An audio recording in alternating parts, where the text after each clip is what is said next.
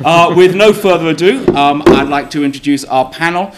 We have Mike Childs, who is the Head of Science Policy and Research for Friends of the Earth, and who has talked on panels with me and chaired by me on this before, and was a participant in the IAGP stakeholder consultations. We have Cathy Johnson, who is a scientist at DEC, who leads the work there on geoengineering. We have David Titley of Pennsylvania State University, who is former oceanographer for the US Navy, and a member of the National Academies Committee in the States that's doing a technical evaluation of geoengineering. We have Andreas Oschlies, who's a physicist, but now more an oceanographer and systems modeler, who coordinates the German priority program on the assessment of climate engineering. And we have Alison, who's the associate director for building leadership at EPRSRC. And gosh, I said that all very quickly as though I actually knew it. And with no further ado, I will ask Mike to get the ball rolling. Mike, please. Thank you, Oliver. I don't think I've ever been called a distinguished person before. My mother. Yes, it's a vicious establishment plot to undermine your credibility. Yes. Well, my mother would be proud. That too. I'm not sure I am. Firstly, I'm speaking from my perspective, Friends of the Earth's perspective. I don't pretend to be the voice of environmentalists up here. What I say might be vehemently agreed with or vehemently disagreed with by David from Greenpeace and Stefan from WWF. So it's probably worth making that clear.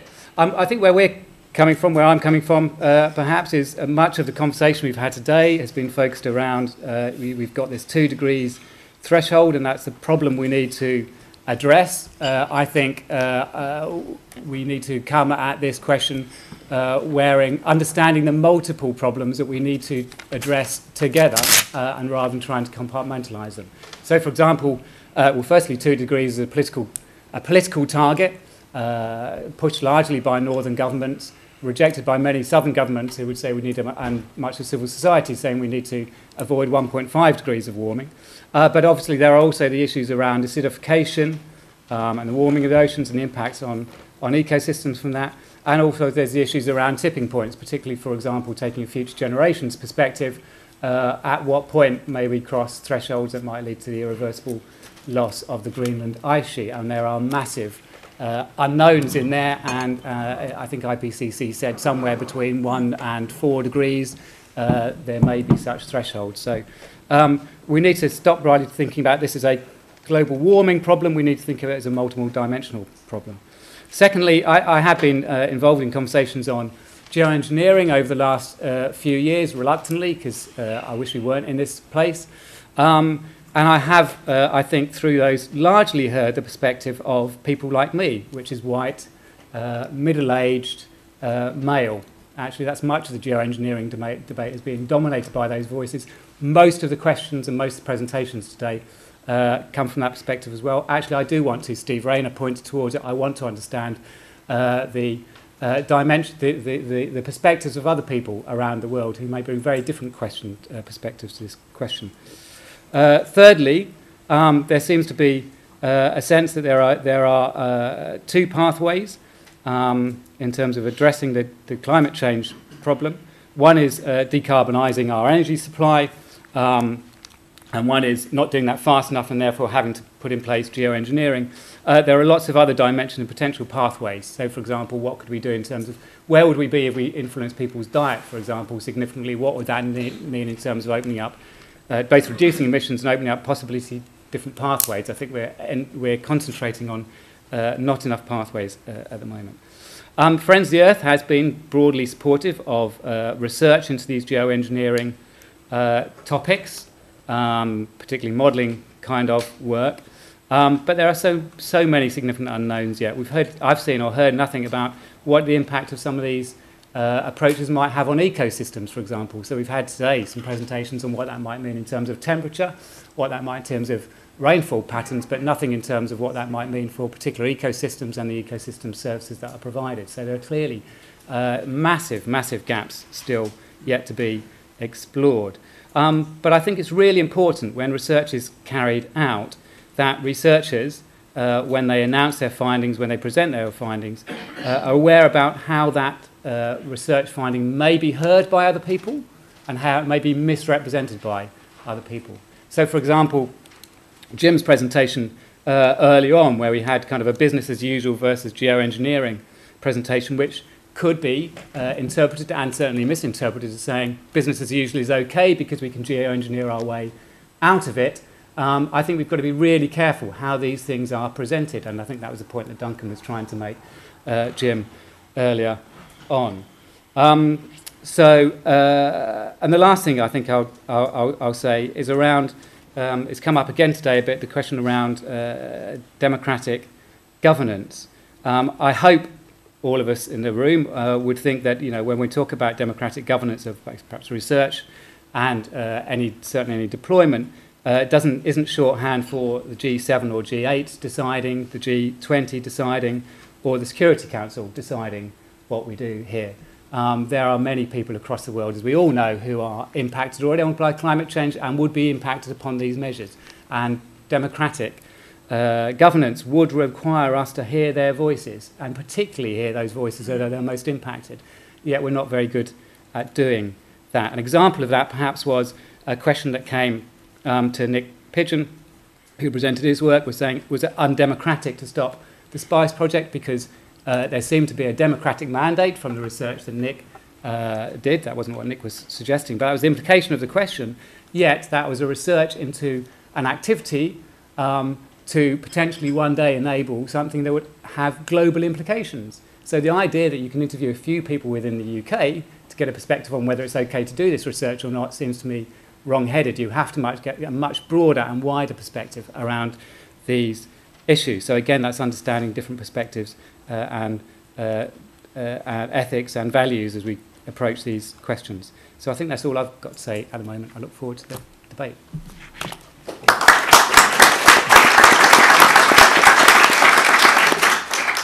Thank you very much, Mike. Cathy.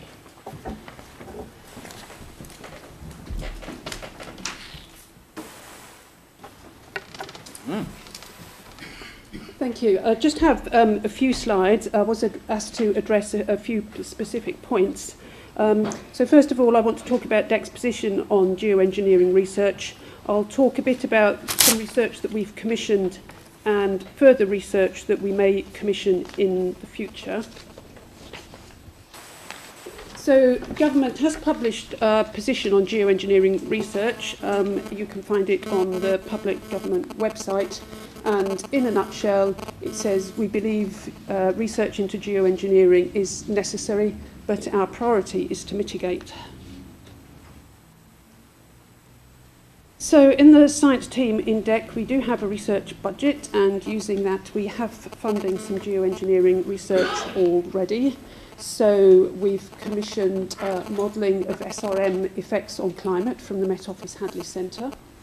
We've supported a paper on research priorities, so that's a joint Met Office NERC paper, and you can find that on the LWEC website, LWEC being a research partnership living with environmental change, of which we're members. We have a project underway called Avoid 2, so that's about avoiding dangerous climate change. That's including some work on the potential scale of BECCS in the future. And finally, DEC has a substantial programme of CCS research, which is primarily targeted at fossil fuel CCS, but much of that work would probably be applicable to BECCS with biofuel.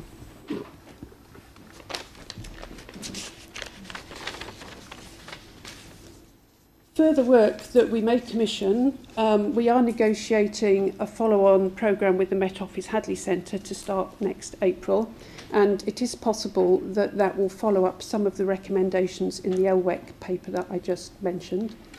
Separately, we're in discussion with the research councils, who are also LWEC partners, about further research. And I was asked to say what are our priorities. SRM is a lower priority for us than greenhouse gas removal or nets. For various reasons, I've put just 3 here. I could have thought of more, but they're probably fairly obvious after what we've heard today. But fairly obvious reasons are SRM could damage the ozone layer. There are likely to be inequitable effects, especially around precipitation, as we've heard. And SRM, of course, would not address ocean acidification. So we'd still be left with that problem.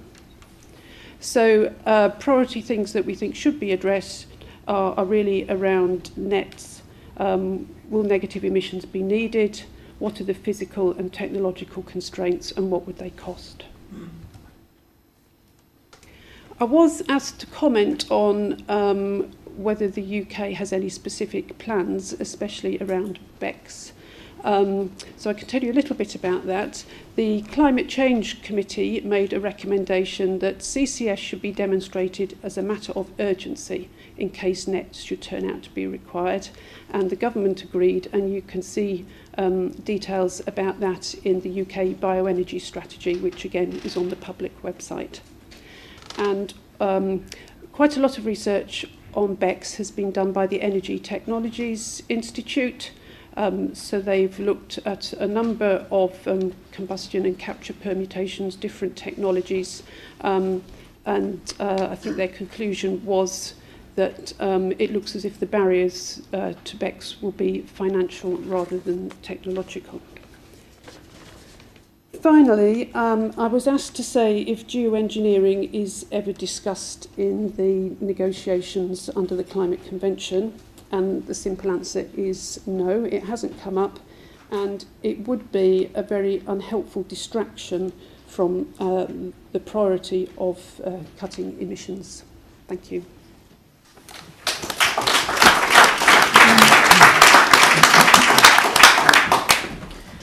And now we have a traffic management problem. Yes, we're going to figure this out here. Sort of like probably what our beltway is like right now, the day before Thanksgiving. Okay, there we go.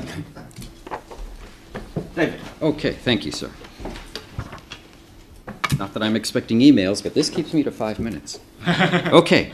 Well, first, I really want to thank the Royal Society and the conference organizers for inviting me over. I really do appreciate that. And on behalf of Marcia McNutt for the National Academy's Geoengineering Committee, I know she wanted to be here, and her schedule just did not permit that. So she sends her regrets and best wishes. So I'll just have 2 slides here, but they're pretty easy ones.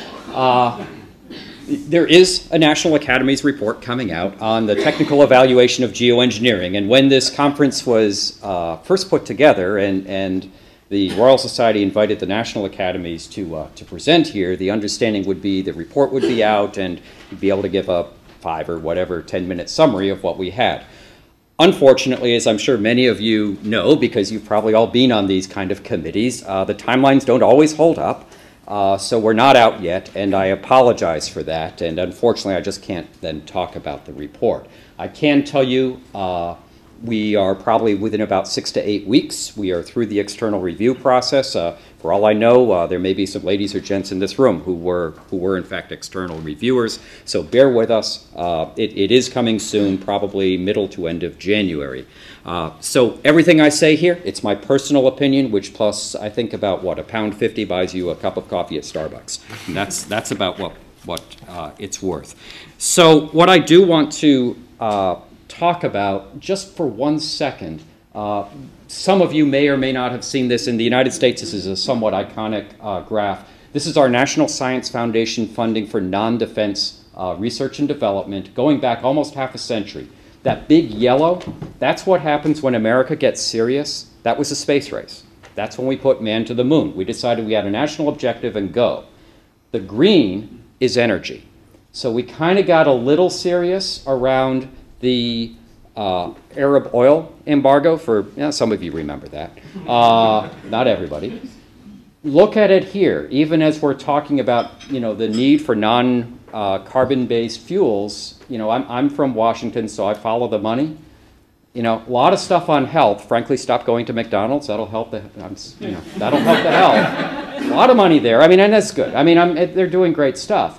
But if climate change is as big a challenge as many people, including our president, say it is, I say, well, let's follow the money. And the natural environment is really hard to find on there, too. So this monitoring and attribution, frankly, has not gone up either. So I would look at our country and say, well, we say one thing, but the money is not doing it. And if anything, I would just argue that We need, and you can use your cliched analogy of choice, Apollo, Manhattan, pick your term, but we need to be serious on how we invest for non-carbon, because without that, we're going to have a hard time with mitigation, and without the mitigation, we put ourselves into these much, much higher risk scenarios, of which we have talked about all day there. So I would make a plug for the non-carbon based research to get to an energy of the 22nd century. The monitoring, we've got to do that. We do a terrible job today, and then when you do geoengineering, if we do that, getting the attribution, because people are going to say, my God, I have a drought and I wouldn't have had it if you guys hadn't done such. We don't know today. So we need to be able to do that. It's come up a couple times, but we, the Western countries, are not the only ones who get a vote in how to do this. So it's not only sort of the social justice of making sure everybody's there, but there can be other conversations going on in technically advanced parts of the world where they may or may not be as interested in what we're thinking about this. And we just need to realize that. One way to sort of work through these things, in addition to using all the great computer models and using the social science in the defense community, and that's where I come from, you run scenarios. You can run alternate scenarios, plausible scenarios, and you start seeing, are there common threads? Are there common either dangers or common techniques that would help that? So sort of combining what we get from the physical science with sort of the scenario-based planning, it can help for a way ahead. And then, actually, when I put this together this morning, before I listened to this, I was going to talk about all the ethical issues, but that's already been said. So everything that's being said on the social and ethical issues, I would just say, me too. Thank you very much.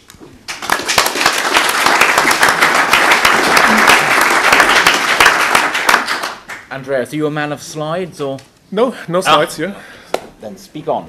So my main message is that climate engineering ideas do stimulate interdisciplinary research a lot, and also the public engagement. So that's already, I think, a positive thing that has.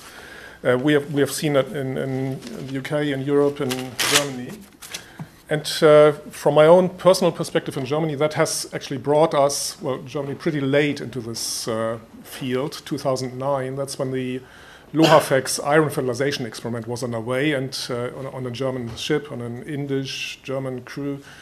And it was, ETC was up to speed and stopped the ship, or called the German environmental minister, who just signed the CBD. And there was a political mess, and I was one of those asked, since I was not involved in this, to write some very fast, quick review assessment to resolve, or to allow politicians to resolve this without losing their face.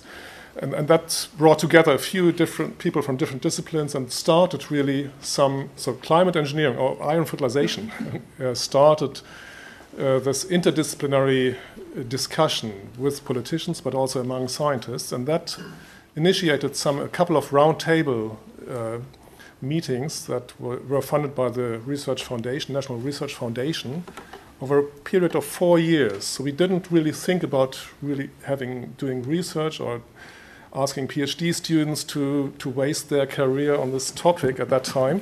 But we just found this an interesting problem, scientifically interesting, and we learned each other's languages in the disciplines. I think that was pretty useful.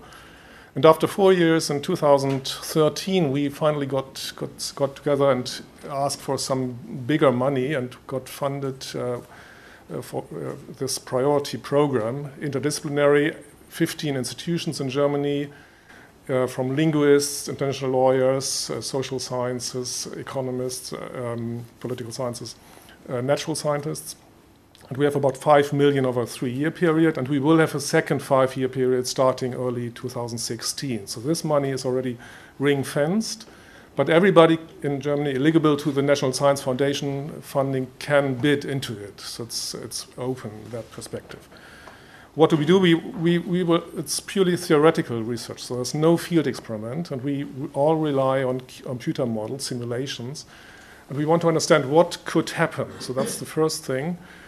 What what we want, that's already dialogue with society, but also among scientists. So since in order to find out what do we want, we have to define metrics. So that's a major problem, assessment problem. How do we assess things? And finally, in a transparent public debate, we hope we can contribute to the question, what should we do? And this involves mitigation adaptations. It's really an open field. It's not only climate engineering, but climate engineering has initiated this and has really helped us to bring people together and motivated groups who really talk to each other. And the society becomes interested in it for many different reasons, but we have a debate. And I think this debate is very, very helpful to inform everybody about climate problems, climate policy as well. And I think it helps us to better structure our ideas in the international climate policy arena. And that already, I think that's the biggest impact climate engineering has had so far. So this, currently includes two challenges. We all depend on models, and models are not perfect, are very uncertain, and we have to account for these uncertainties in some way that again reflects the assessment metrics that we have to develop or have to negotiate. This comes to detection and attribution, which always also will depend on models. So that's a huge theoretical or societal problem. We have to make decisions based on numerical models that we cannot fully trust. And this will eventually, according to my understanding, even dictate how we, or influence, be more careful, how we deal with compensation claims here. So in climate policy, compensation will be an issue, and numerical models will feed into this, will inform this, and will probably help to define rules. And this, I think, is a fundamental problem that we can now, we see every day in climate engineering research, but it also affects all other aspects of climate policy. And this is, I think, already a huge gain in fundamental climate research and bringing together different disciplines and bringing the society in contact with research. I think that's an asset we should treat very carefully, but we should also exploit by having base funding, not going into the field doing field experiments, but really doing theoretical, base-funded, fundamental research funded by the taxpayer. Has to be transparent, I think. I'm not sure whether foundations can do that very well, but taxpayer is also the person in the street who pays us and who can ask us, what do you do here? And that already initiates or helps gets the debate rolling, and I think taxpayers' money helps to improve climate policy and public involvement. Thanks.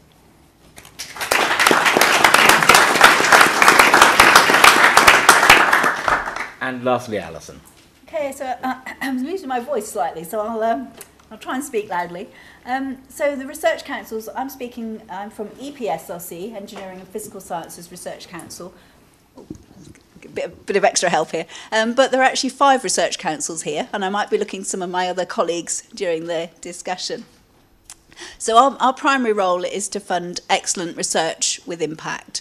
And everything we do is really looking at the excellence of the research. But while we're doing that, we want to make sure we're kind of fitting within the UK and the international innovation system, working closely. Usually when I'm talking about this, I'd say working closely with business and companies, but also with policymakers and colleagues across the third sector. So far, I think we don't have a very big portfolio of geoengineering research, and that we do. 2 of the projects have been done sort of in a managed and active way, and 1 through our open standard mode, and I'll come back to that in a minute.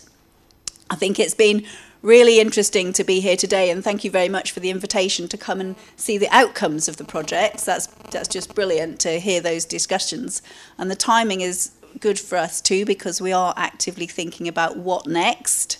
And I'm going to just go through some of the issues that we're thinking about. And we did have a little get together, a little huddle in the tea break to see what we'd learnt through listening to the talks so far today. One thing that has come out of the work on geoengineering so far, though, that we're using across EPSRC and increasingly, I think, with interest across all the research councils, is our responsible innovation framework. And that's something that we've developed, not just through working on geoengineering, but also through some work on robotics and some work in digital economy, for example, and nanotechnology. But that's all come together now to give us a responsible innovation framework, which is published on our web and something we're rolling out in discussion with our university partners and company partners as well, actually. And we see that as very important going forward, that it's a kind of active process for researchers to think about. We have the frameworks around anticipating possible impacts and outcomes, and then reflecting on them, carrying out engagement where that's appropriate, and then acting on what people find out. And we see that as an ongoing active research, part of the research process. So that's something very important that's come out of working on geoengineering so far. And there are others in the audience who know loads about all of that too. I would say in terms of our portfolio, we have about £1 million worth of a year work on geoengineering, but those projects are coming towards an end now.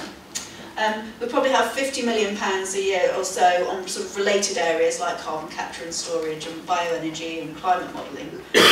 But overall, we completely recognise and totally agree with the sort of approach that primarily our portfolio is around mitigation. And across all the research councils, we've got over £120 million a year spent on that. And then the work on adaptation would be less, and then work on geoengineering is really small compared to that.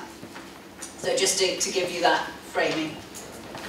And then I think something to just say is the research councils have got an open door all the time for projects, proposals to come in.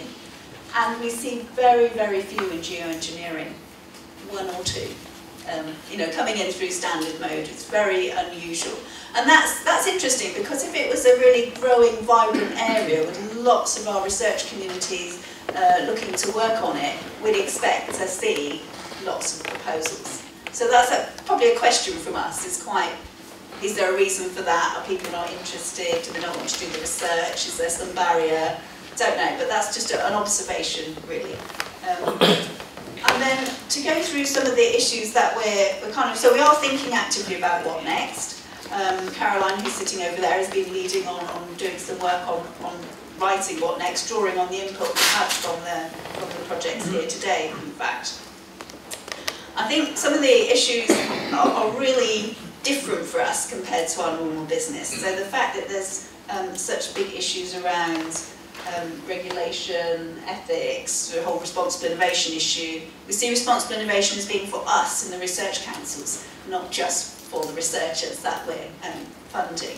And we're wondering, I think, whether this is a debate we should take up to our council level, which is effectively our governing board level. Maybe it's something we should escalate up to that level, really, before we progress. And some of the issues that are probably challenging for us is normally we're really trying to accelerate the pathway between research and exploitation.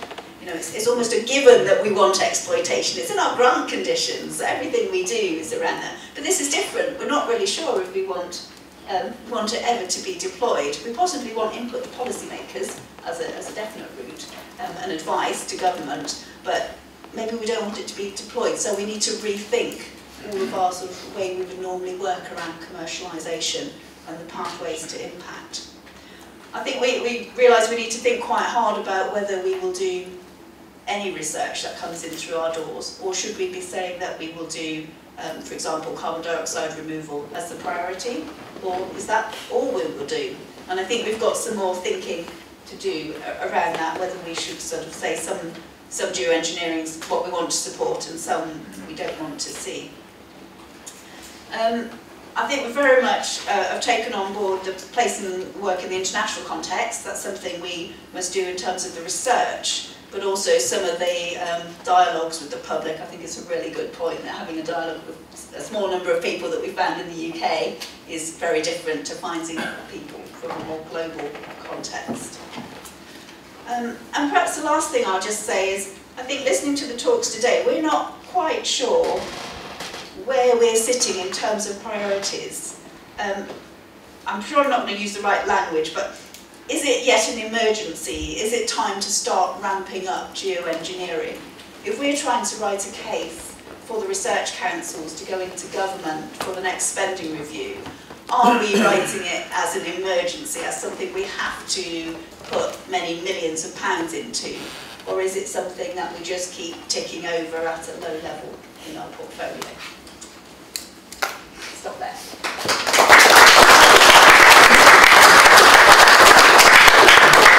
Thank you very much, Alison. And so it is now open to you, the floor. I urge you not to follow the lead that Rose suggested some people might be taking in a policy of non-engagement as an active strategy. It's a little late for that now. Alan, and yes, starting off there. Just a very quick one to Alison. I know Stephen Salt has put in 3 applications on geoengineering into EPSA and been told, because of unsuccessful by the University of Edinburgh, not to put any more in. And I put 2 in, and it has been very difficult to get any funding. And John Shepherd before said it was almost impossible to get funding. And, and that was on the carbon sequestration, so he complained about it. So I don't think the Research Council have been actually very constructive on this. Well, I think they're judged in our peer review process. And you have to remember, we turn down most proposals that we see. 80%, 90%. Well, it's not that high, but 2/3 don't get funded, 1/3 do get funded, and it's extremely competitive. And it will vary on success rates across the research councils as well, and it varies on the time and things. So actually, the number we see is really small compared to other areas. So although I know there's a few people sitting out here who haven't been funded, compared to other areas, we're really not seeing very much come through the door. The back there in the corner. Julian Evans, UCL. I sort of put to the meeting a scenario which you can judge for yourself whether it's rubbish or realistic based on your understanding of the social anthropology of politicians. And it would be this, that of the various consequences of climate change which are outlined in the Lancet report of 2009, most of them will hit the poorer countries, but 2 of them will influence the rich countries, and they are extreme weather events and climate and disease vector migration. So I think when those 2 effects begin to bite, what you'll see is almost complete inactivity on the part of politicians. And then, when they come under sufficient pressure as a result of those 2, a sudden change and an immediate desire for action, spades in the ground before December, and tens of billions of pounds will flow into the world's large engineering companies to carry out some form of geoengineering. Because, as has been made very clear in the paper by Marino and Keith, all the other interventions, the timescales are too far away for them to have any impact on the climate. So I think that our job of work here, all of us to some extent, is to put in place between now and perhaps 20 or 30 years' time a solid, robust body of knowledge into the literature, step by step, paper by paper, computer model by computer model, calculation by calculation, experiment by experiment, so that when the time comes to take those panic-stricken decisions, there will be a sound body of knowledge for the people whose misfortune it is, who are now, by the way, at nursery school, whose misfortune it is to take those decisions, can draw upon.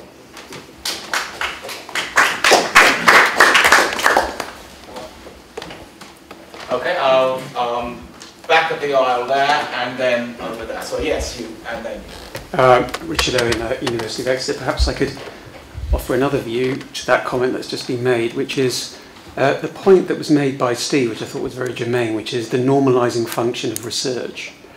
And I wonder to what extent the sort of boundary work that's been done by august organisations such as the Royal Society or people like ourselves in this room is serving to legitimise research in geoengineering as an object of governance, and to what extent it is legitimate, or is that an outstanding question?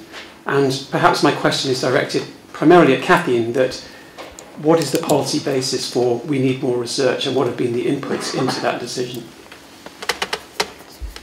Cathy, do you want to come back on that? Or? Yes, I think the basis for needing research is mainly that we're very aware that this is a controversial issue. We get correspondence about it. clearly there's a rapidly increasing body of evidence. And so we just see, we generally see a need to play our part in that. And you don't worry that you're normalising the process by that, or you worry about that to decide not to? I'm not quite sure what's meant by normalising the process. Richard? Well, I'll defer to Steve and perhaps others on that. But please don't do that. I'm not going to revert to discourse and power, but essentially by creating discourses in these kinds of settings, they serve the function to create certain pathways and legitimising certain actions. And I'm concerned that by doing so, we're not allowing these trajectories to be opened up sufficiently, and we may be closing them down. That's what I'm saying. Andreas? My take on that is when the topic is on the table, and it's on the table of international climate negotiations. And I think it's the responsibility of science, or scientists, to inform policymakers and inform society. Is there anything behind these ideas or stories that are told? And so far, well, it turns out, I think, the closer we look, the less efficient all ideas become.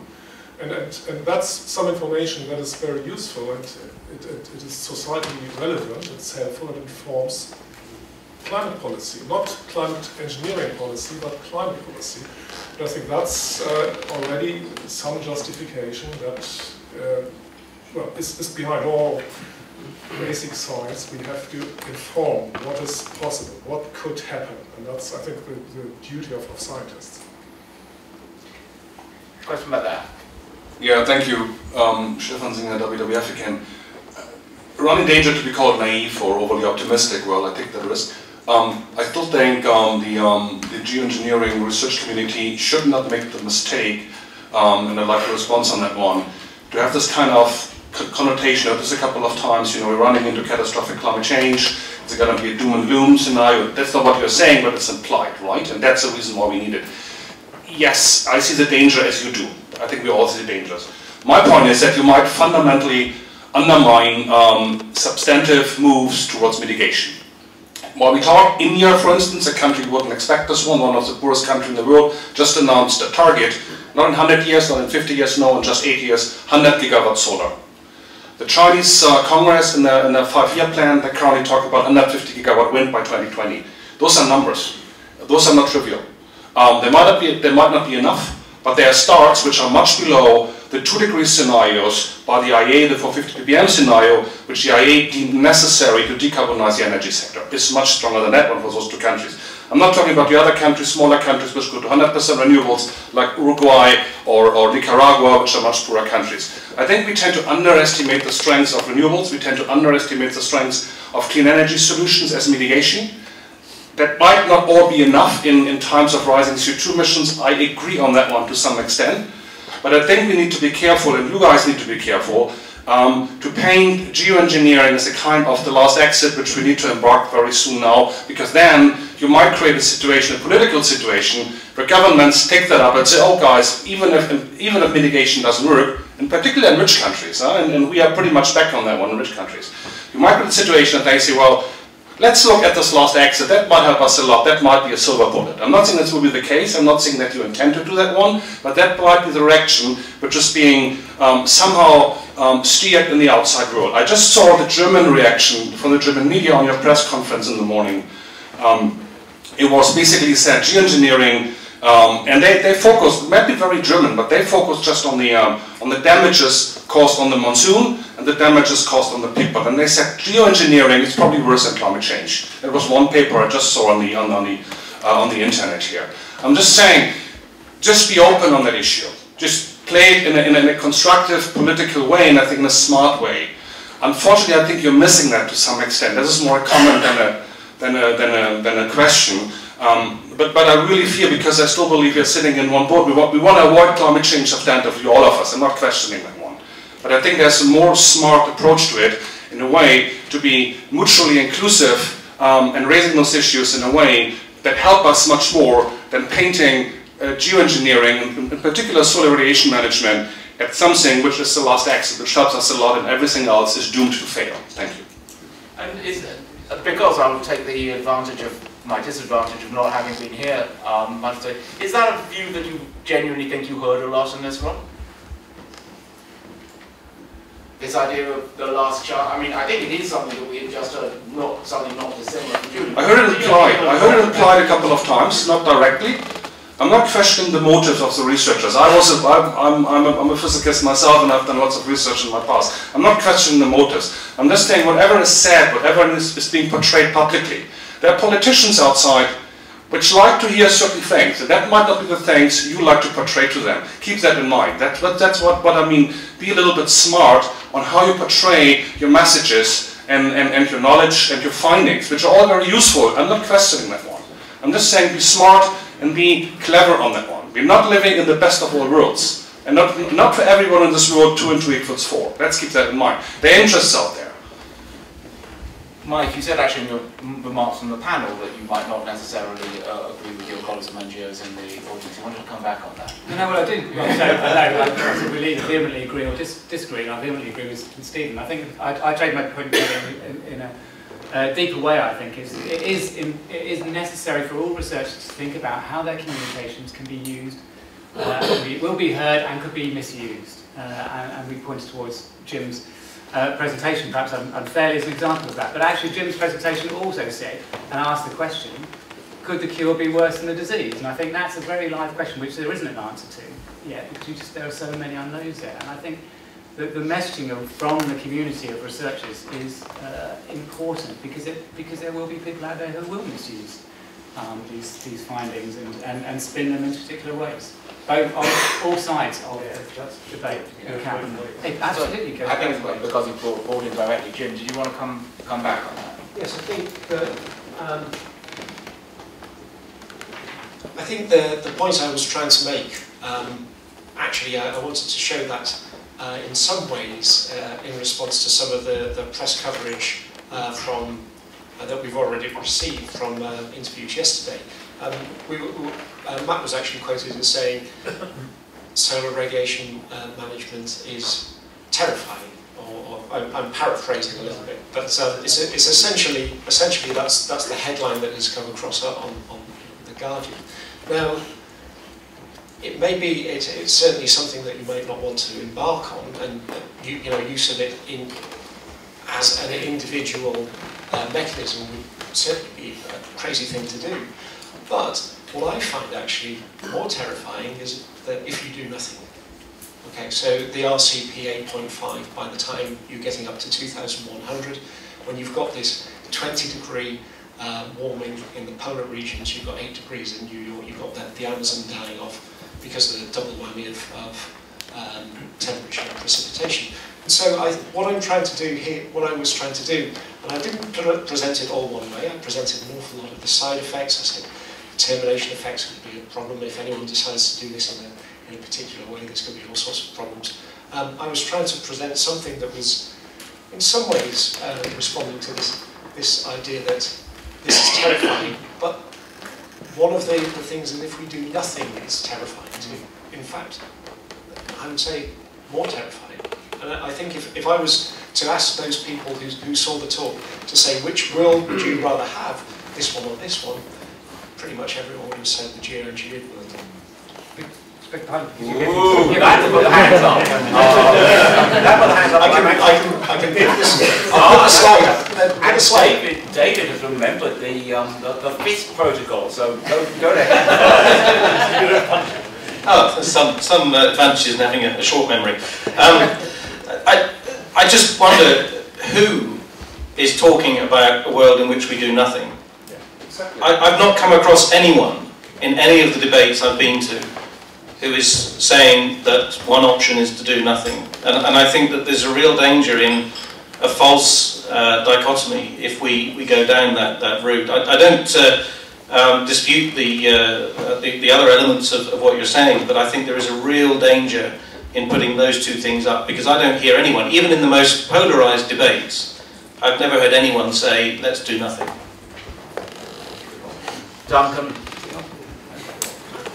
far be it for me to disagree with David, but I've heard people saying do nothing. They deny us, and they are the very people who will seize upon geoengineering and advocate it as a reason to do nothing, because their motivation is not anything to do with climate, it is the preservation of their economic advantage in the system as it exists. So this is something I think we have to worry about when we talk about how these messages are received. And unfortunately, that group seem to have managed to largely stymie the climate change negotiation process. So we shouldn't dismiss them as minor and irrelevant. David on the panel. I just very briefly, I have had the opportunity to testify before the U.S. House of Representatives Science Committee. Now there's an oxymoron. About climate change. And I had plenty of federally elected members of Congress tell me that there's absolutely nothing here, and if there was, we'll just engineer our way out of it, but there isn't anything here, so we don't need to worry. I mean, we could all vehemently, I think we would all vehemently disagree with that position, or probably almost everybody here. But there are people who are, you know, 1/535th of 1/3 of one branch of our government who believe that. So it's not a 0% argument. I mean, there is a fat tail of really stupid ideas out there, and that's one side of the fat tail. Matt, I think, want to come in on this, and then actually, why don't anyone else want to come in very specifically on this? I can see you, Andrew. Okay, Andrew, and then I'm going to ask Matt to take us off this and on something else. But I'm going to go to Andrew. Actually, I was on this. So. Yeah, I know. That's why. That's why I'm giving you. Okay, I'm giving you this last shot. But if you want to go now, let Andrew. I don't mind. I've got two very brief comments. The first of which is somebody from either Cato or Heartland has recently said geoengineering looks nuts because there's nothing to worry about. So there is that argument as well. So it's quite sometimes easy to suggest that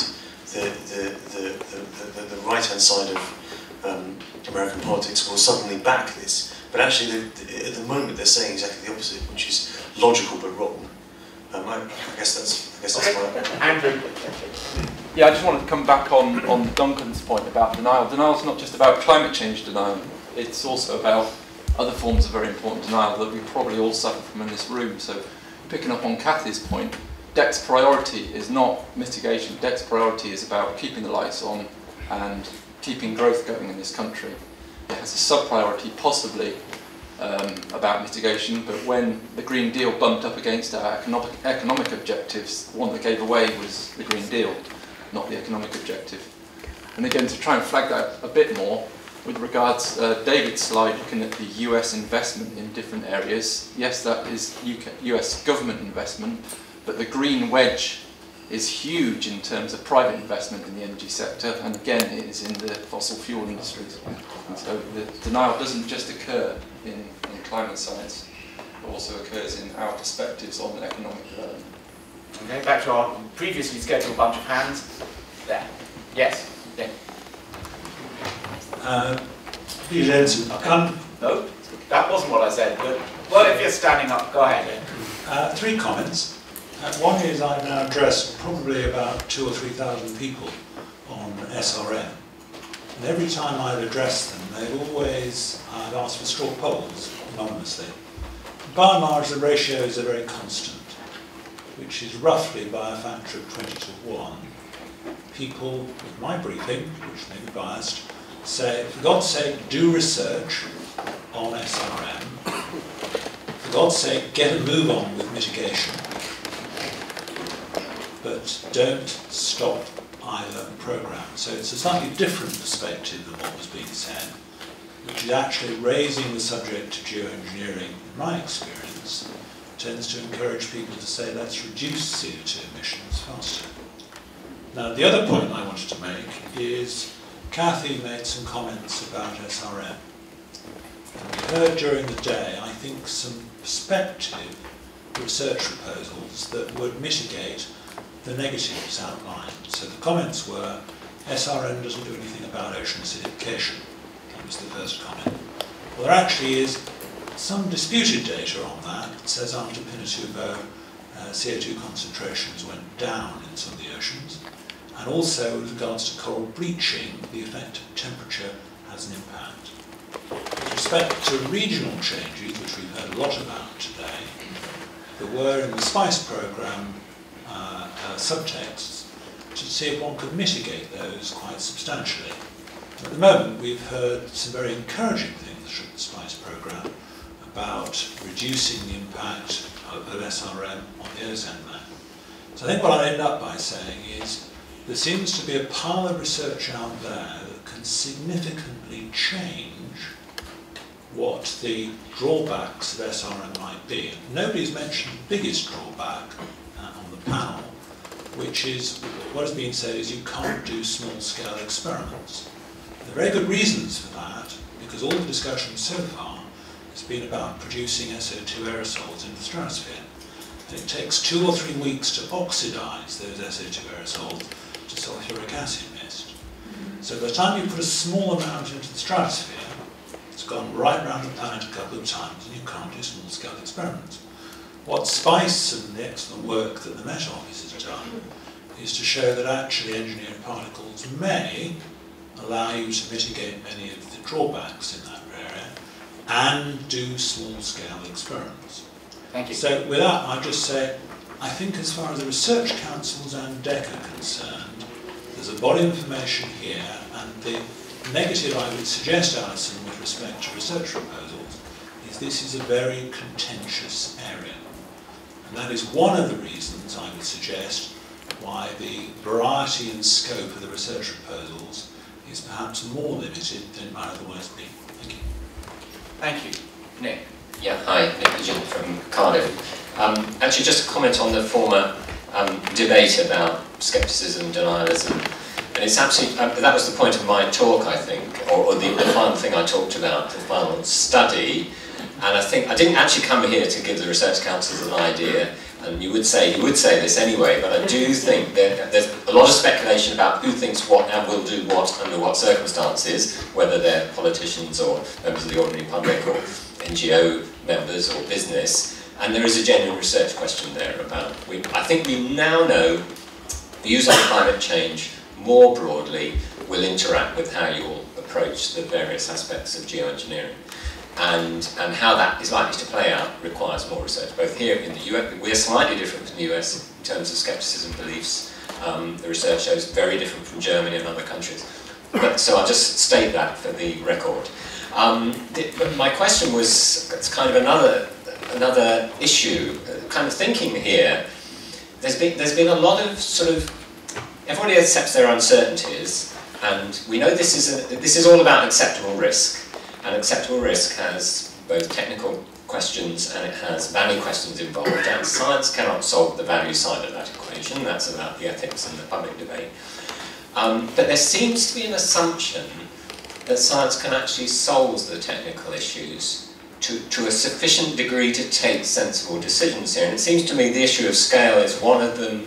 It's the issue of you're intervening at a level that you've never intervened before, with a system that you've never really intentionally intervened before. So my question is, are we misplaced in our belief that science will answer this question for us? Anyone on the panel want to come back on that?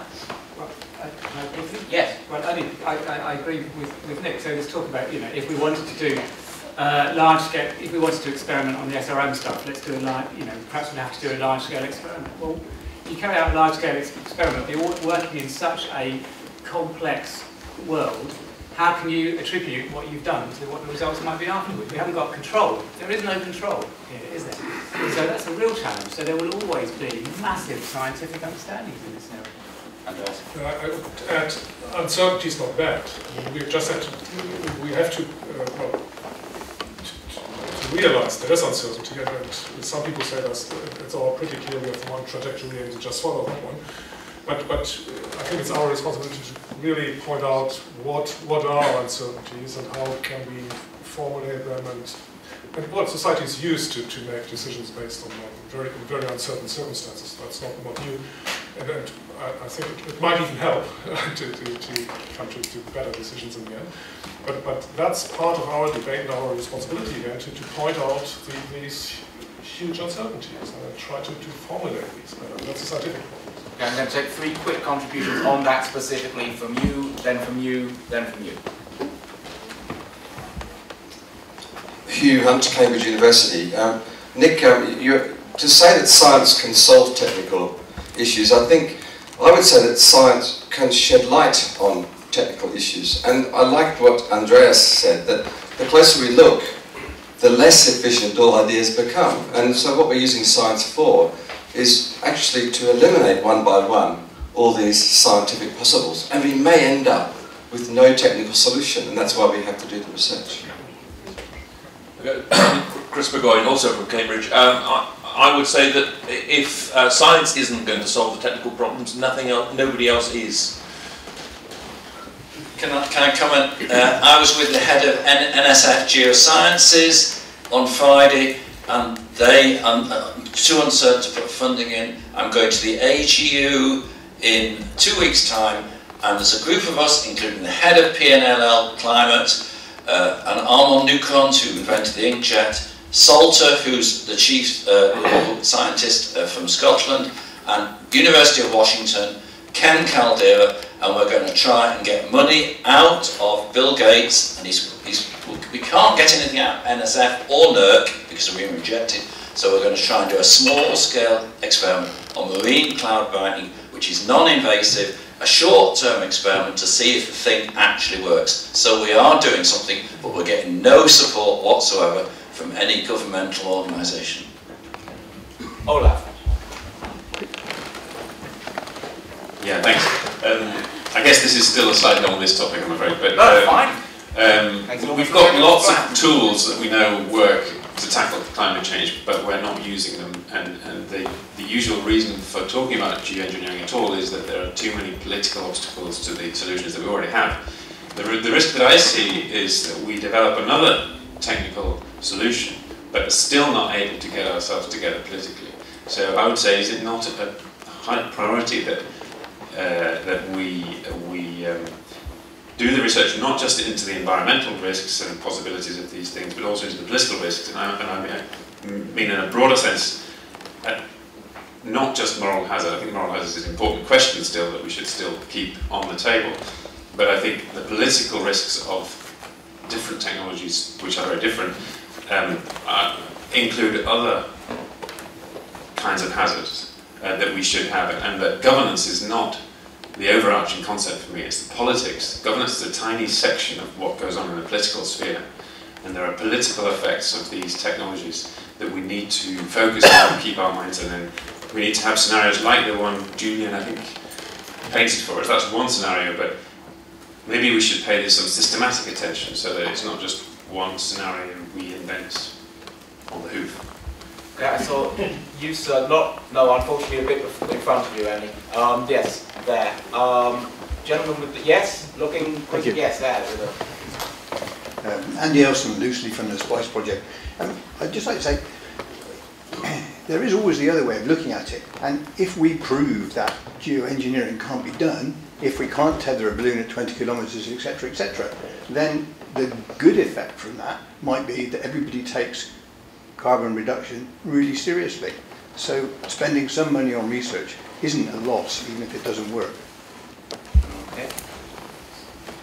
No, Andy Parker there, and then I've got 2 people right at the back. I can't actually. Is that you? Yes. Okay. Andy Parker. Yeah, Andy Parker, IASS in Potsdam. Question: I'd just like an opinion from each of the panelists.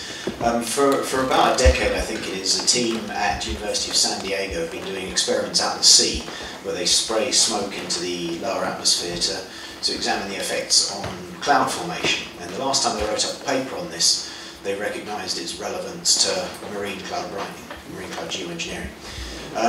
But for the years before, it was just to do with learning more about clouds. If you're in charge of the purse strings, and some of you are, some of you aren't, but if you were, and they want to go out and do this again, would you allow them to do it, knowing its relevance to geoengineering, and would you subject it to any novel governance arrangements? That's a good question. Let's go down the panel. Let's start with, oh, I know, Alison. So, I don't know if we would allow them to do it or not. I mean, I think we would set up quite a formal approach to looking at it through our responsible information framework. And I'm not sure we'd call it stage gate, but I'm sure we look at that as an element of the peer review and approval process for the project. So we certainly wouldn't not. I mean, we certainly welcome that proposal coming in through our doors, and then we'd have to catch it, which is easier said than done, and then set up the right framework around it to consider it. Andreas. Yep, I would also say we're going to test to follow the regulations, and that's kind of transparency, including some precautionary ideas that science is managed in a publicly acceptable way. It doesn't help. This is why you need an agreed upon process before these come in the door, because otherwise you are then putting either program managers or their bosses in exactly this position of, oh great, you know, it's the night before Thanksgiving and now I got to figure out am I going to fund this or not with what guidance? None. And you're going to be wrong whatever you do. So this is why you got to sort of think about these things before you get to that stage. You know, oh by the way, about 10 years ago, 15 years ago, it would have been nice, but we're here today. So the sooner we can start having that conversation, so we agree with this. It doesn't have to be overly hard, but there do have to be rules of the road, lanes in the road, and then program managers kind of know where they are, as opposed to, oh my God, maybe I'll just put it to the bottom of the pile and maybe it'll go away. And that's not a good way to manage it. I didn't tell you what I'm going to fund. Actually, I was going to come back to that. Cathy. Yeah, well, we're not really in the business of funding or developing individual technologies, but I guess this didn't really sound like a specific technology.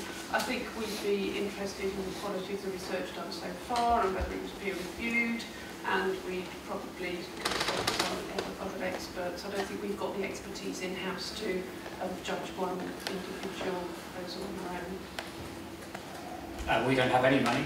So that would be. But you have an imagination. We have an imagination. We do. I agree with much of what David said. I would want much more information on the table. I would want, like Olaf said, I want to know what the political risks of this experiment may be. I want to know different perspectives from different people around the world about how they approach it. I would want to understand the purpose of it and where the next steps are. And there are lots of information on the table. I think it would be insidious to put a program manager or something in the position of saying that you make the decision. I think these, especially when you move outside of the lab, they raise very, very significant ethical and political issues that need to be properly considered, and they're not properly considered. Just to come back on that point though, I think the point that Andy's getting at is that I can give you a proposal that looks all about sorry, now we've gone for New Year. I could give you a proposal that looks all about trying to address those wide error bars on the role of aerosols and clouds in our understanding of rated forcing, and you know, I could go through the entire proposal, and it would be thoroughly peer-reviewed science and really contributing to advancing our understanding of how the climate system works. And yet, after the event, I can write a paper about how this might be applicable to geoengineering. And so you can see this with the history in terms of iron fertilisation studies. They were not trying to take carbon out of the atmosphere. They're trying to investigate how the biogeochemistry of our oceans work.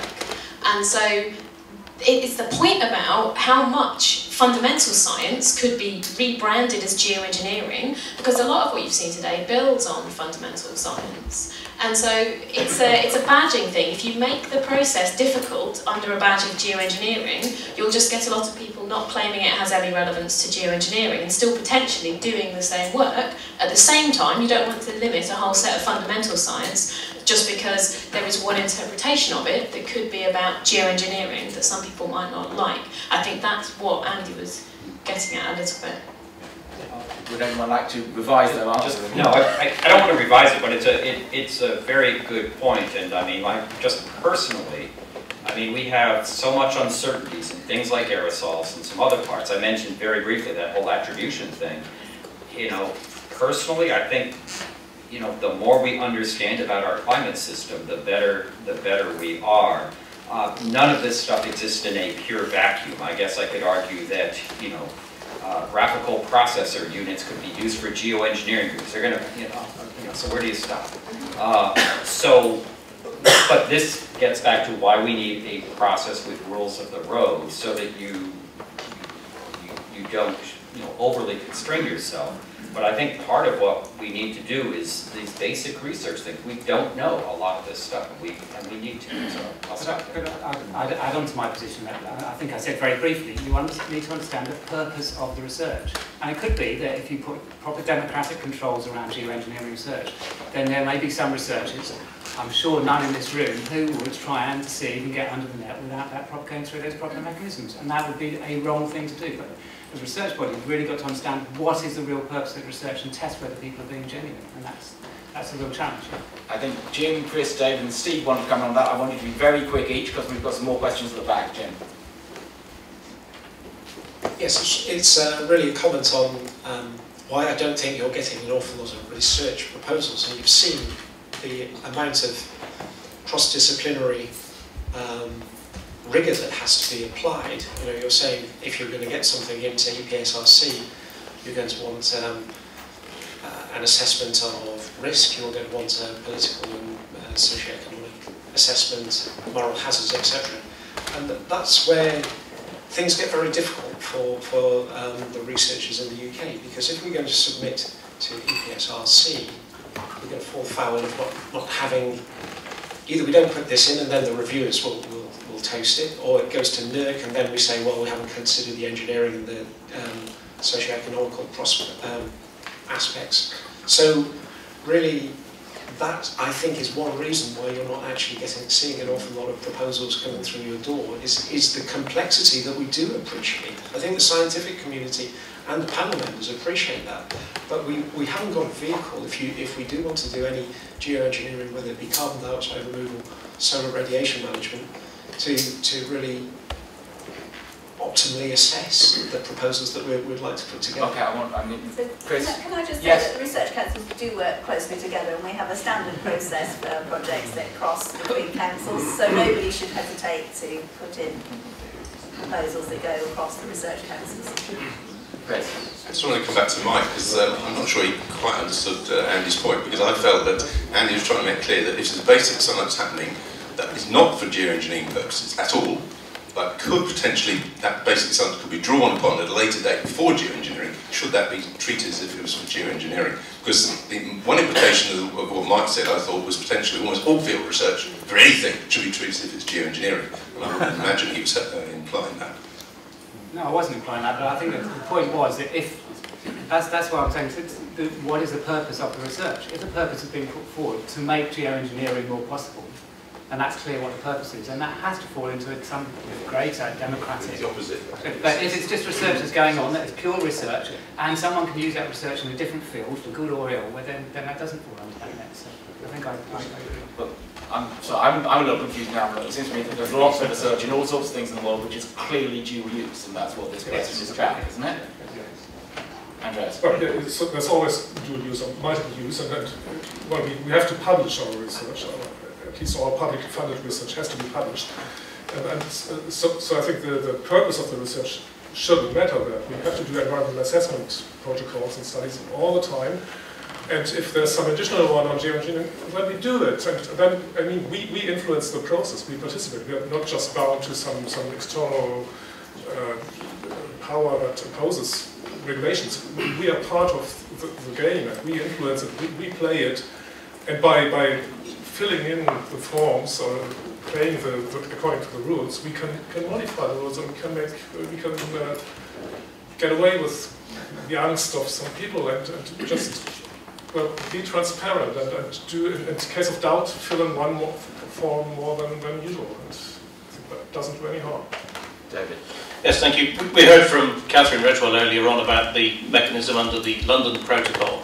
And I think that it's worth, if people aren't familiar with it, it's worth people taking a look, because I think what that does is approaches it from the activity, not the intention. And the purpose of the assessment is to avoid impacts on the environment.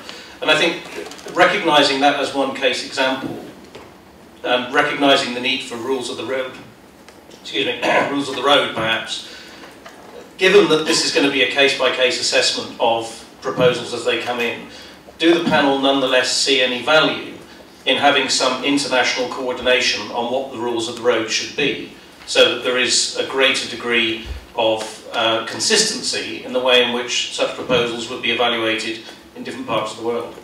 Steve, you wanted to comment on this as well. No, you don't want to comment on this as well.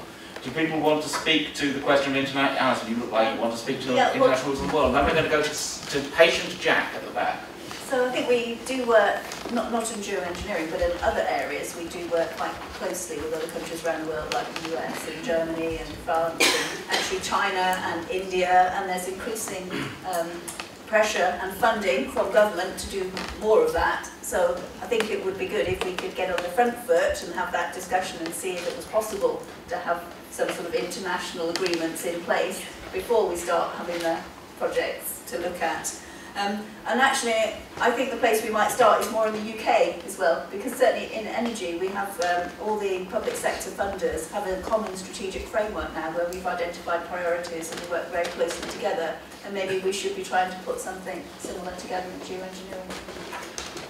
Jack. Thanks, Holly, and thanks all. I think that was a hugely important discussion, so I was delighted to be able to wait to hear it. I'm conscious, though, that it risks becoming a discussion going forward about just field experiments, this, and in particular the discussion about at what point do additional bureaucratic requirements kick in betrays a rather impoverished sense of scientific responsibility, I would say.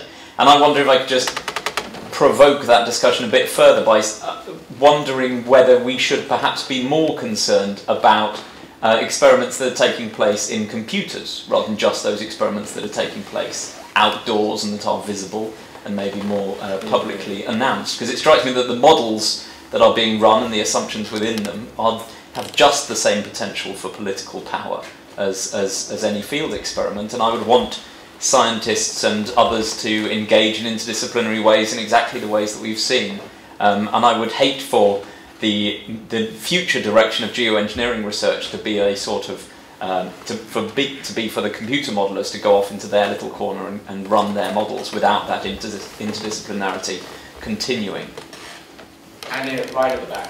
Yeah, thanks a lot. It's on exactly the same point. We've heard a lot, rightly, about the importance of remembering how geoengineering, were it to take place, would take place in a social context. Think as much about that.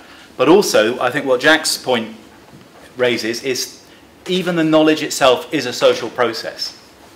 So we're engaged in that now, and it's entirely legitimate in a social context that groups with a vested interest argue forcefully for their interest.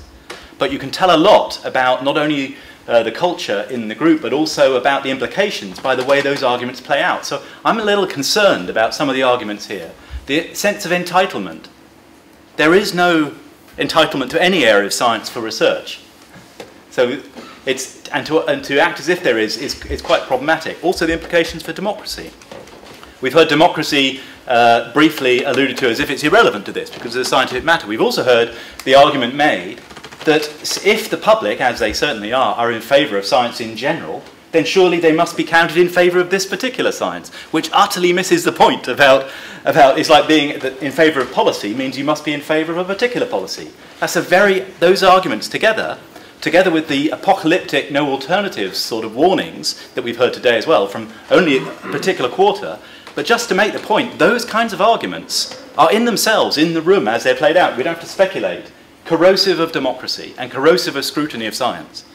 So I'd say this doesn't mean we have to reject anything on that basis, but just I think there are important lessons even from that style of discourse about the science itself. And on the issue of being relaxed about even the possibility that pursuit of a body of knowledge, even by modelling, might contribute to momentum, it's worth thinking, I think, it doesn't conclusively show it to be the case, but it's worth thinking about what branch of science has ever voluntarily shut itself down. And were there examples of such a thing, I would be a bit more sanguine about that prospect. But since I can't think of any, I think it reinforces the idea that simply doing work of a particular kind, creating knowledge of a particular kind, does, rightly or wrongly, contribute to the momentum behind that type of activity. Andy has his hand. Yes, no, I've seen you, but Andy put his fist up, and so Andy. Thank you. Andy Ridgewell from the University of Bristol. So I'm a little bit worried about the last two points.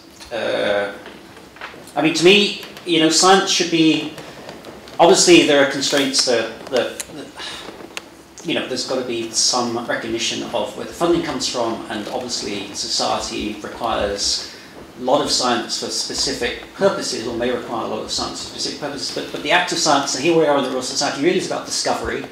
The climate system, it was mentioned earlier by David. I mean, we don't understand the Earth system very well. We're perturbing it, we know we're perturbing it, we have a good idea of some of the major processes going on, but really we have a very imperfect understanding. We're looking at the system with often with really quite sort of ingrained perspectives. You know, we think we know how it works. We construct computer models along these lines, getting better projections of future climate change, understanding impacts, etc., is not just a matter of improving parameterizations and having more cores per processor and more processors in your new supercomputer. We may be missing processes. Science is not just about refining parameterizations, we may not understand all the processes. There may be surprises. This is one of the arguments for looking at past climate events. You know, there are unexpected things happening. If you don't expect a process in clouds or the ocean carbon cycle to be important, you don't put it in the model will never give you the answer that's correct because you're missing this thing. Something about, and just coming back to briefly someone mentioned earlier, like there are no geoengineers, there are almost probably no geoengineers in the audience, there are a lot of natural scientists. Our day job often is understanding the climate system, the carbon cycle, impacts of the future. I do a lot of impacts of the past. To me, geoengineering is a very interesting philosophical, it's a very different way of looking at the Earth system. If you're looking at a system in a very different way, you often find things that you didn't expect. You understand processes in new ways. You may see, in the context of future climate change, by thinking about aerosols or clouds or the ocean or something, you may realize there are processes just for making that 2100 projection that you're missing, you're not understanding well enough. I think by trying to regulate scientific thought and limiting the freedom to think outside the box, we will risk the danger of not having the full understanding of future climate change, of mitigation options. I think, you know, again, in the context of the funding's got to come from somewhere, and society expects some deliverables, but we have to allow scientific thought to run its course. Otherwise, the very thing you worry about, which may be mitigation and focusing on reducing carbon emissions or whatever, we may not come up with the helpful solution to that because you've limited to how much we can explore what we don't understand. Or something. I don't know where it went. There. And then there. Yeah. Phil Williamson, NERC and University of East Anglia, sort of a personal comment from experience of the international acceptability, and this has been brought up in discussion, but I just want to give an insight from being present at the CBD Conference of Parties, where geoengineering was last discussed in any detail, which was a couple of years ago at the Conference of Parties, and they had a scientific report on geoengineering, and each national government then stood up and gave a statement on their position, and it was supposed to be in response to a scientific report, but a lot of it was sort of value judgment from their approaches. Now, we heard a ratio of 20 to 1. Well, that was the ratio of those who were wanting geoengineering to research to proceed, or the ratio of the 20 of saying, we don't want to go there, just on principle, this looks like the rich countries of the world, the US and European countries, trying to find a way out of the climate change crisis. And the reason why it was 20 to 1,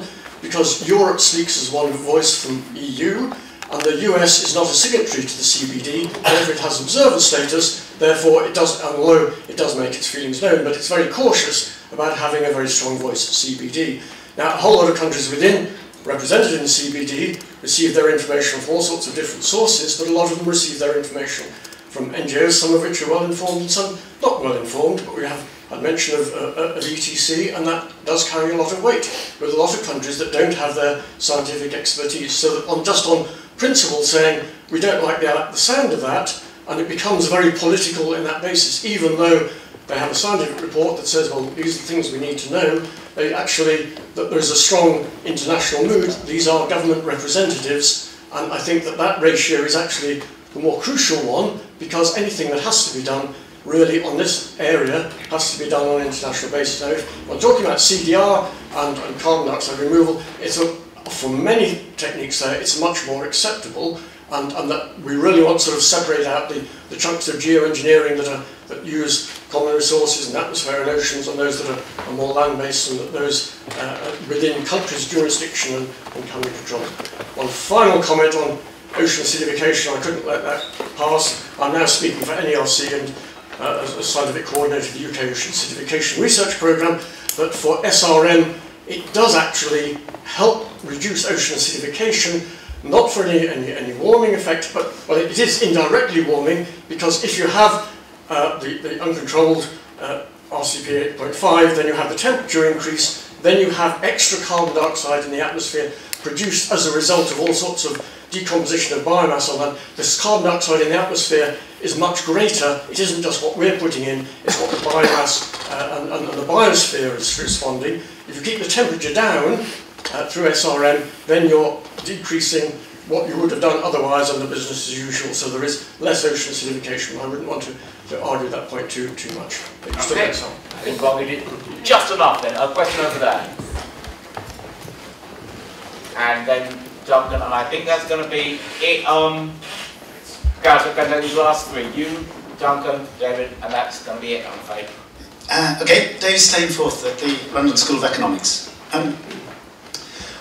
Following on from the past three issues, I guess, I'm trying to bring my own thoughts of the day together. On the physical sciences side, I guess the notes I'm making are the big questions seem to be, are the other technologies possible? Are they doable? Are they implementable? Possibly at costs, at a reasonable sort of cost? And I thought Dr. Hunt's talk was really useful for me there. And then, what are the consequences? So this question, is the cure worse than the disease? So my first question, well, the first part would be a question for the panel, which is, do all the results we've had today are from models, from GCMs?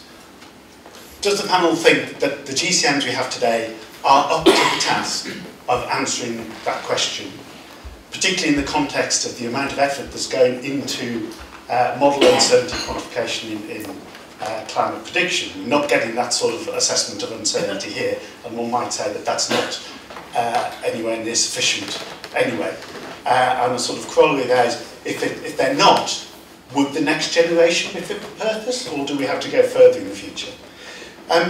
In terms of the possibilities and the experimental setup, we've talked a lot about this outside the lab, I'll try and issue and what's ethical.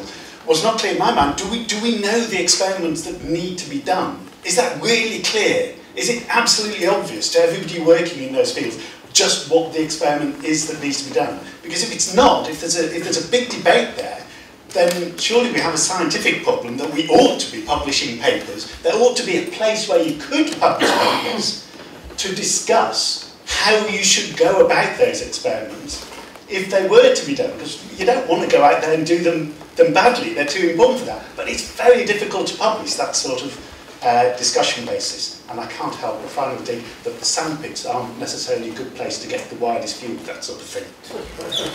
Interesting point. Model society, you've got 3 papers we published saying what we want to do. Across the whole gamut of technology. Thanks, Rob. Equally, trying to bring some things together, I would start by saying I actually think we do need to do a lot of this research, possibly all of this research. What worries me is the political impact of it. So that's the moral hazard argument. It's also the way that, as Phil says, if we're doing research on geoengineering, it's divisive at a global level. It undermines the likelihood of better agreement. So I think we need ways to mitigate that effect. Now, actually, the EPIS experiments, badging might make a lot of difference. If it's badged as basic science, then the likelihood of it having negative connotations for politicians by being geoengineering is less. responsible innovation clearly helps, because it means that the research comes with a very clear identification of some of the social risks associated with it. So we can get that out. Sorry, I want to say, I really respect Andy's point about different ways of looking at things, but that isn't just different scientific perspectives that we need to include.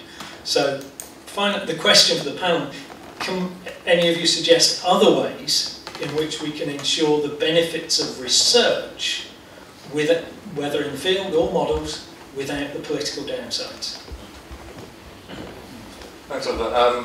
David Addison, Virgin Group. For my sins, I run the large innovation prize for scalable and sustainable ways of removing carbon from the atmosphere, the Virgin Earth Challenge. So we sit exclusively on the CDR side of this debate. We got 10,000 applications, of which 2,600 were quite intellectually robust things, albeit of degreeing realms of feasibility. But I think I counted about 6 different CDR-related things in the discussion today.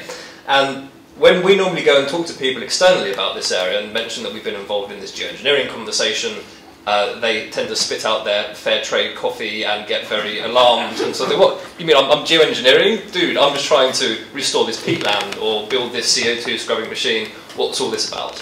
And myself and my colleagues came into this area based on it being additional forms of mitigation, and even, you know, in front of me I have a couple of the IPCC definitions of mitigation, which define it both as anthropogenic activities to reduce emissions, but also to enhance sinks of greenhouse gases out of the atmosphere. So my entirely biased question from my perspective is, should these discussions of SRM and the CDR under this umbrella term of geoengineering be further separated? And is the umbrella term of geoengineering still a valid frame for many of these discussions today? Okay, I'm going to allow the panel to choose any, well, they can go for all 3 with brevity, but any 2 of the 3 questions we've just heard. I think I'm going to, I can't be bothered to make up an interesting order. I'm going to start with Alison again and move back up towards me. I'm sorry. So, yeah, I've been writing down quite a lot of things that we've been going along. So, I'd just like to go back to Jack's point from a way back, actually, and I think when we see our responsible innovation approach wouldn't just apply to field experiments, that would be to all geoengineering and actually all mitigation as well, in a way. So I don't think we see a big separation there. I'm trying to think of how to answer Duncan's question about how to kind of do the research and not have the political risks. And the only way I can think of kind of trying to do that in the moment, I don't think we want to hide the research in any way, because all the research we do has to be, I mean, it is in the public domain. You can go and search on our grant systems, all the outcomes have to be published. We want all researchers to be thinking about the possible impacts of their research.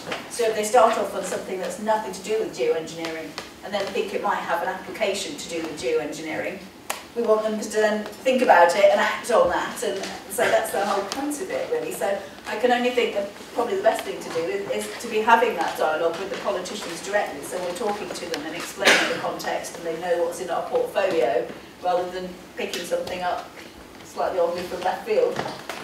Okay.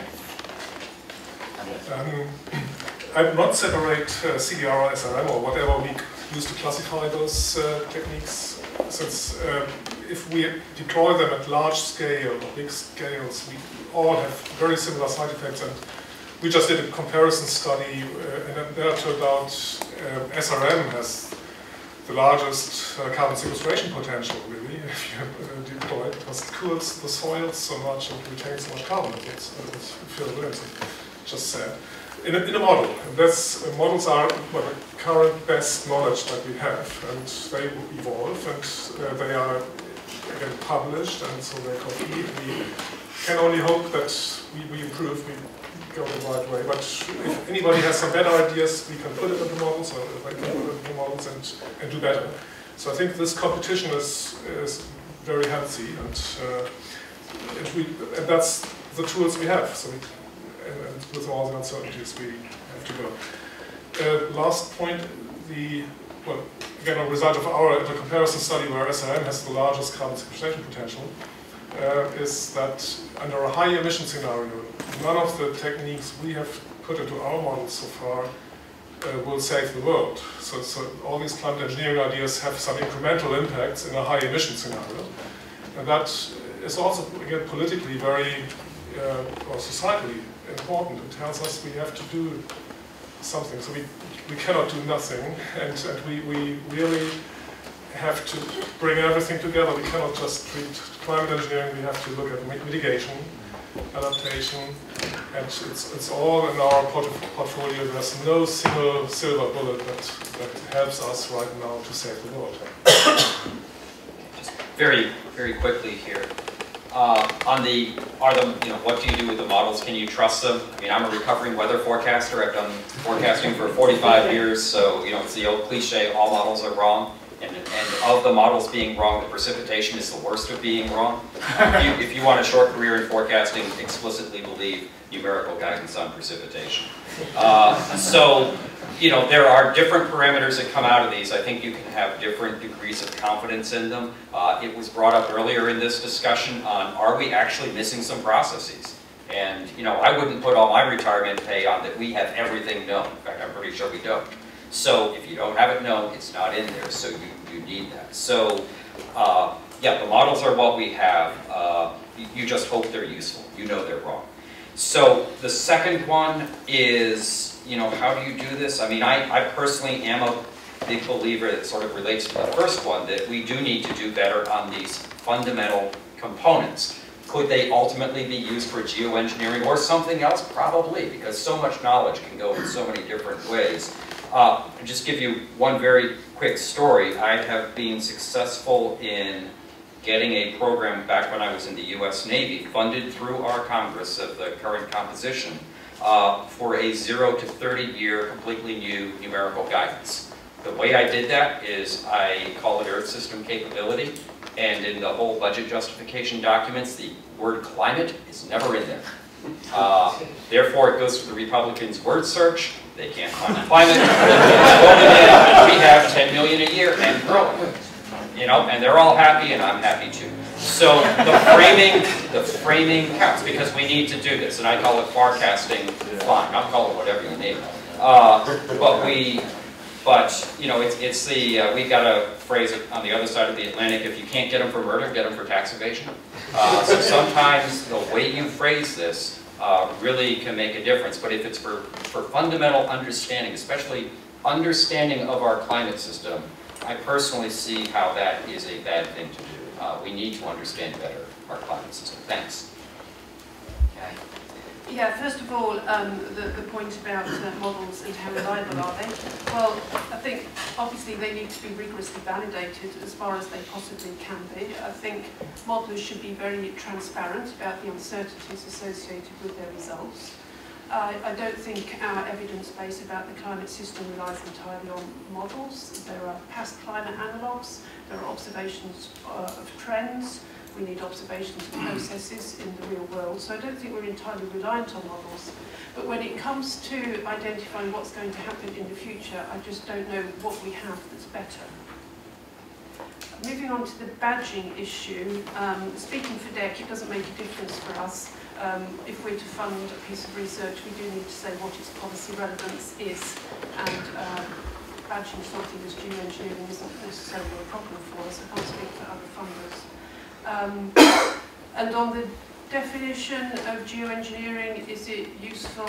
And the point about if it's small scale, is it mitigation? All the definitions I've seen of geoengineering, and there are lots, but I think they all define geoengineering as a large scale effort. So on David's question around badging, I find it unhelpful to badge these things together. They're so different. I think from restoring wetlands to potentially putting mirrors in space, you're talking about things that are so fundamentally different. To badge them all under the same, I don't think it helps. I think it confuses people, and also potentially things that would be very societally acceptable get caught under a banner of something that needs much greater democratic debate. I think my starting point, though, is from at the beginning, how fantastic it was, I'll paraphrase, how fantastic it was to have social scientists on board looking at this stuff. And I think that's absolutely right. I think it's absolutely right that when we look at research in this area, we're thinking about the consequences of doing the research, and we're thinking about the consequences of communication of research, and understanding people's perspectives, what people's perspectives might be on that research. So I think that's a really important point, and we need that to follow through and be carried on, I think. And when I hear the idea that kind of democratic oversight of this bureaucracy, that just makes me shudder, because actually I think there isn't a better system out there than democracy at the moment. And this is a very controversial area, and who should have a say on how it goes forward? It ought to be the people who are likely to be particularly impacted upon that. And many of those are not in this room. They're absolutely not white, male, middle class, from a Western perspective. They're across the rest of the world. And where is their voice in this debate? And who has really gone out and found that voice and heard it? And that's exactly what we need.